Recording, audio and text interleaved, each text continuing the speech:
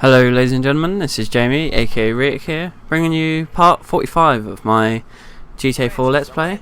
In this episode, as you may remember in the last one, I've been asked to take out Francis McCreary by Derek, and asked to take out Derek McCreary by Francis. So I've got a bit of a dilemma, because obviously I like Derek, he's a good bloke. Yeah, he's gone a bit off the rails, but you know, he means well. And then Francis, I'm not too fond of him. I mean, I've worked for him, and you know, I like his family and everything, but as a person, I'm not really fond of him, because he's used his power to obviously make me work for him, which you know, I wasn't a huge fan of throughout the game. So I decided to take out Francis McCreary, and you know, Derek seems reasonably pleased. Obviously he's just lost his brother, but he's still alive, so he's quite grateful. After that, I go and pick up a car that Bernie said I could have. It's a really nice car. It's like a copy of like a Zonda F, I'd imagine. That's what it looks like, just from the exhaust on the back and stuff. It looks like a Zonda, so it's pretty nice. I move it, you know, take it out to my apartment and leave it in the car park so I don't lose it. After that, I go to Francis' funeral. Obviously, they don't know I've killed him. They probably wouldn't invite me if they did, but still, I'm there. I go there, and on our way out, we get shot at by some Albanians, which I thought would happen. I wasn't that surprised when they started shooting at us. So obviously have a big shootout at the front of the church. They kind of disappear a little bit, so I jump in the hearse and got to get to the graveyard, you know, so they can give him a good burial. And on the way there, we come under fire again from the Albanians, which is not too great, but it does happen. So I have to do some pretty careful driving, but also quite quick, because obviously I don't want the hearse to fall out. No, the coffin to fall out the back of the hearse. So yeah, it's not the best, but I do my best, and I eventually get to the graveyard. So it's mission successful. So that's what happens in the video, but I'm going to get on to the actual topic of this video, which is my ideal RPG. Which you know, it's not the most not the easiest thing to actually discuss, believe it or not. There's obviously a lot of games that I could literally say do it like that, but then there's aspects from other games that I wish were in that game, you know. So there isn't actually at the moment like a perfect game, like RPG wise. There's a hell of a lot of them. I won't say that there isn't, because there is absolutely loads of RPGs, and pretty much nowadays if you picked up an RPG you wouldn't go wrong with it. It would be good. But just like to say a couple of things about what I look for in an RPG, and what I would, you know, pull from certain games and put into the same RPG to make it pretty awesome. First of all, you need, like, your character obviously is your relationship with this world that you're going into. So I think that character needs to be exactly how you want it, and for that to happen, in my eyes, you need to have a lot of customization in not just looks. Looks is quite important. I mean, the way your character looks is obviously the way you want it to be. There's a certain thing you have in mind when you make your character. You always want them to look like that. Like, I know in DC Universe, their character creation was alright. It wasn't fantastic, but it was quite good.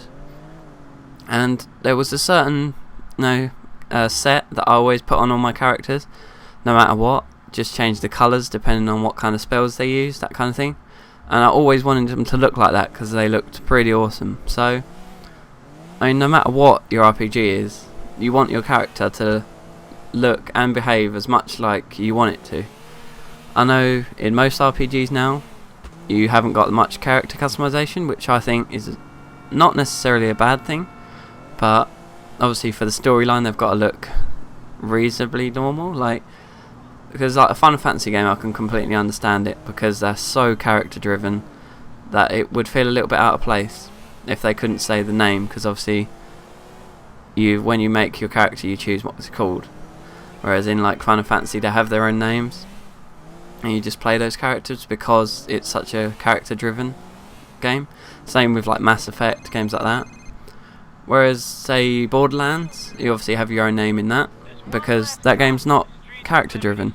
Obviously, you can play it through as any of the 4, so they can't have it specific to one. That would be a bit strange unless they obviously did 4 different campaigns, but I'm quite glad they didn't, because Borderlands is awesome. But so you got to have a reasonable amount of customization. If the storyline is character driven really heavily, then I don't mind if there isn't customization to the looks of the character, as long as you can choose how it acts, how it plays out. Because I know, like, say Dragon Age, for example, you can choose what kind of character you play, whereas again Final Fantasy you can't. Like, the lead character in 13, Lightning, she is what she is. You can't just go and be a healer or something. She is best at, I think it's like Commander or something, or Ravager, something like that. That is what she is. Like, so there's not much room for customization there. Obviously, with Final Fantasy, there was always a best party. There's always, like, this character has to be this class or whatever, stuff like that. So, that's not the best, I don't think. I prefer it when you can choose how your character plays, sort of like Fallout, really. So at the start of Fallout, you get to choose like traits and stuff. So say you want to use a certain type of weapon, you can get talents or traits that support that, so you can always use that type of weapon and be effective with it. And as well as, like, in Fallout, you can choose to be stealthy. You can, all these different things you can be good at. Like, you can have a huge, like, health pool, or you can be really silent and stuff, creep around. There's a lot of variation there, and that's what I like. Because, as I keep going back to this, in an RPG, you're playing that character for a huge amount of hours. You want to play the character that you want to play at the end of the day. So, that's what I think customization is really important. And, like, traits to make it play like you want to play, again, really important. Talents, not so important, but still, I like how they work. Say you want to be a stealth character, you can change it so you can either be, like, a thief kind of stealth character, or an assassin kind of stealth character. That's just an example of going off, like, basic stealth classes. But like in Dragon Age, you get a huge amount of variation in your class and your character. Say you're a mage, you've got all different types of spells that you can use, as like ice, fire, lightning, nature, psychic, all those different, like, the standard ones. Yeah, they are standard, but you can customize your character to be a hybrid, or you can specialize in a couple of them, and that is what I look for, again, in an RPG. Because going into an RPG with customization like that, I've got in my mind what I want to do with it. So I want to customize it to be, say I choose a mage, I will always go for lightning damage if it's there. If not, then I think arcane is probably the next best thing for me. So I love lightning damage as, like, standard, so if it's there, I will always want that. And then I'd want to be able to pick, say, traits to improve just magic damage in general, or effectiveness of lightning. If say my lightning did paralysis effect, then I'd want a trait, to increase the chance of that. Something like that, just so you can mould that character to work so well at what you want to use it for. This brings me back to, like, World of Warcraft. Again, with that, there's, like, talents you can use. Say I want to be an elemental shaman, I can talent into it, and you get buffs to all the right spells. They do the right damage. You get buffs to the right stats in that, and then you get your glyphs on top of that, which basically improve the spells and stuff that you're going to use as that spec. So it adds that improvement to what you want to play. It molds your character around that. So I think that's vital. Character customization, being able to play it how you want, first of all, is vital for me in a good RPG. Unless this is pretty much like, the one time, unless it's hugely character driven and there's a reason why they play like they do, then I can fully understand it. If, like, you know, Lord of the Rings, just way out there. Like Gandalf had like been brought up around magic and stuff, and then he suddenly decided to become like an archer. It just wouldn't make sense, you know. His character is built around his use of magic, so in that case I can understand it. So again, character-driven MMO, like RPGs, you can pretty much cut out all customization for me, as long as there's, you know, the character-driven story is absolutely amazing, which normally in Final Fantasy, hands up to them, it is awesome. So they can get away with it, not having that customization there.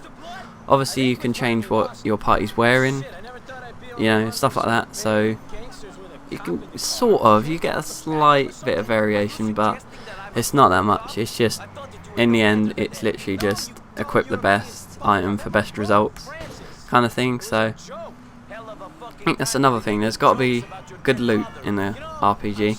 So at the end of the day, as you're playing that role, you want to get better and better. So as you go up, I think Borderlands literally does it perfectly. You get new weapons all the time. There's a huge variety of them. You'll pretty much never pick up the same weapon twice, like ever. So if it's obviously a special weapon, if it's from a quest, then you'll get it every time you do that quest. But if it's like a drop, then chances are you'll never get that weapon again, which I think is awesome. There's such a huge range of weapons. I think that's again is really important to how your character plays. Like when I play Borderlands, I want to play I play a ranger or whatever it's called, a hunter, I think it is. I want to use a sniper SMG combo. I know SMG is not the strongest weapon for a hunter, but you know, I try and help myself out with that, you know, to get the ammo regeneration like thing. So because obviously they do go for a lot of ammo using an SMG. But again, that's another thing that I'm not a huge fan of in Borderlands. The fact that you're limited to proficiency in a certain weapon. I think you should be able to choose what character you play as, and then choose what weapons you want to specialise in. Again, like Fallout does, it literally does this perfectly, because you can choose to be proficient in whatever weapon you like. And I think that is awesome.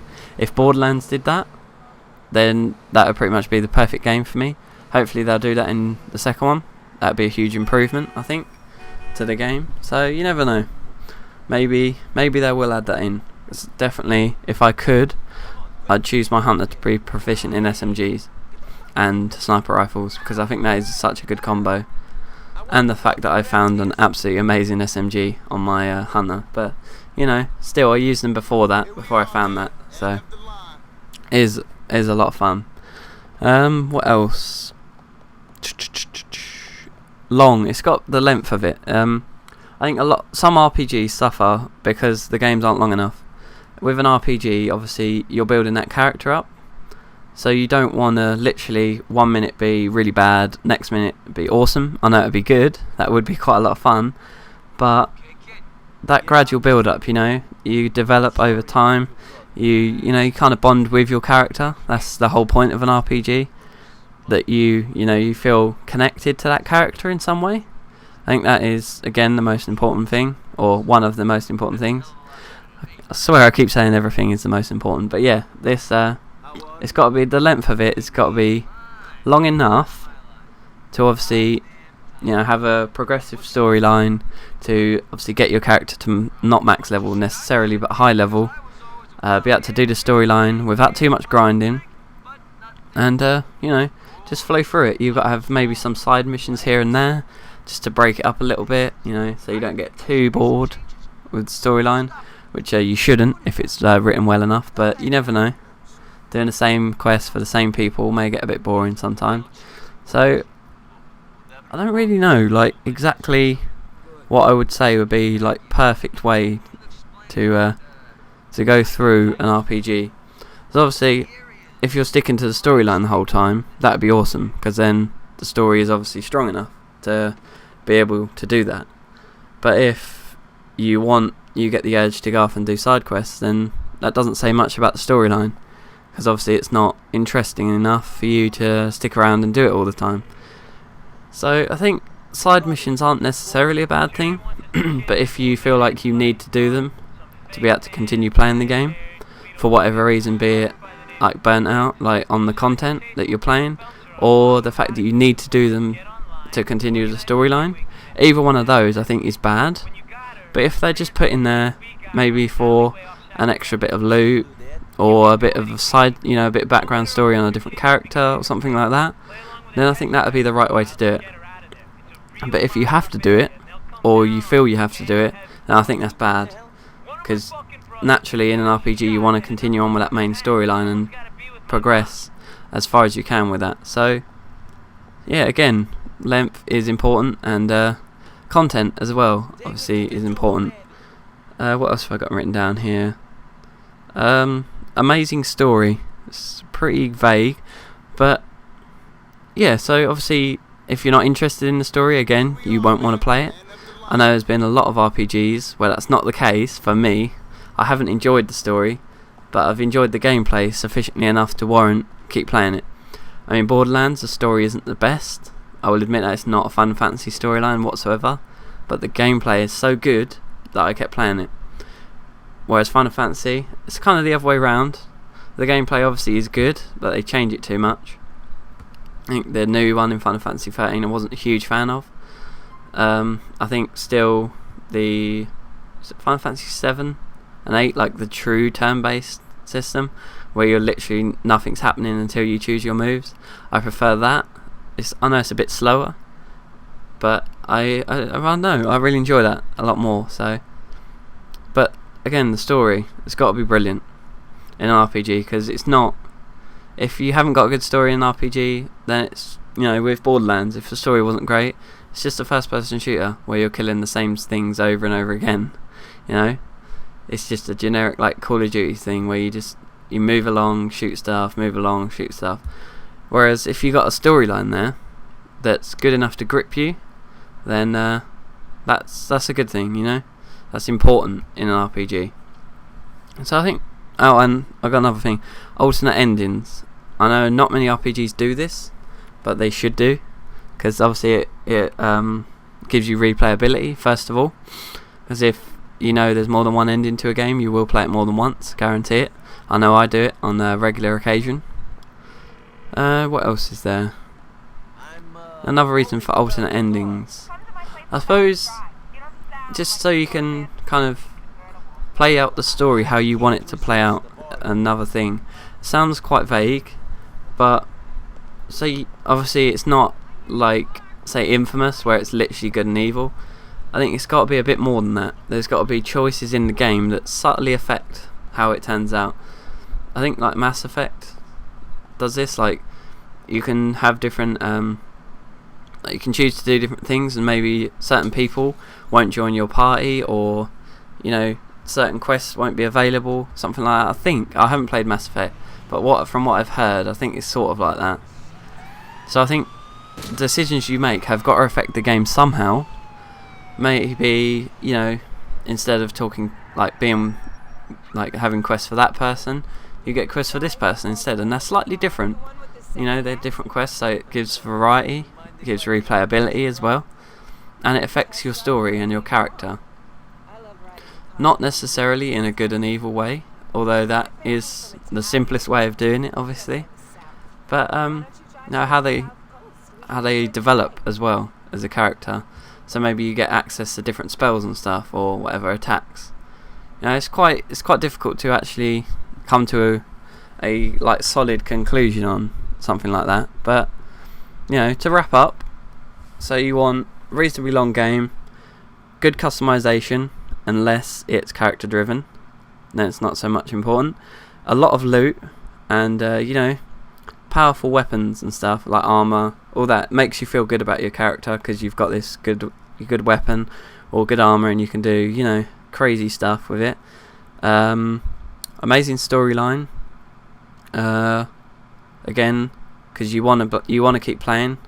If the storyline's good, you want to keep playing. You want to grow your character and see where the story gets to. So yeah, that's pretty much it. Like an ideal RPG has a good amount of loot, good character customization, unless it's really nice character driven, amazing story, and like the ability to specialise your character in what you want it to do. So yeah, that pretty much wraps up this video. Thanks for watching, and I will see you next time. Goodbye for now.